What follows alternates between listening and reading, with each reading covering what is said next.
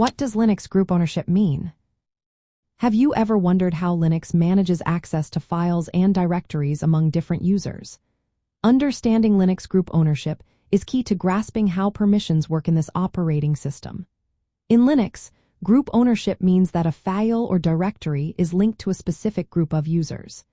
Each file or directory has three ownership categories: the user owner, the group owner, and others. The user owner is the individual who created or owns the file. The group owner consists of a set of users grouped together, while others refer to everyone else on the system. This group ownership is significant because it defines what users in that group can do with the file or directory. Linux permissions are divided into three classes: user, group, and others. Each class has three types of permissions: read, write, and execute. The permissions assigned to the group owner determine what members of that group can do with the file. For instance, if a file's group has read and execute permissions but not write, group members can view and run the file but cannot change it. Group ownership is especially handy in environments with multiple users. Users are often organized into groups based on their roles or projects, such as development or system administration teams. By assigning group ownership to files, system administrators can manage access control efficiently.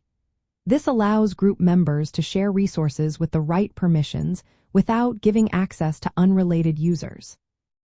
Changing the group ownership of a file can be done using the change owner command, and permissions can be set or modified with the change mode command. For example, if you set a file's permissions to 640, the owner has read and write access, the group has read-only access, and others have no access at all. This binary permission model makes it easier to manage who can read, modify, or execute files based on ownership categories. When a user tries to access a file, Linux checks permissions in a specific order. First, it checks if the user is the owner. If not, it checks if the user is part of the group owner. If neither applies, the permissions for others come into play. This hierarchy ensures that group ownership permissions provide a middle level of access control, more permissive than others but less than the owner. In essence, Linux group ownership means that a file or directory is associated with a specific group of users. The permissions assigned to that group dictate what those users can do with the file.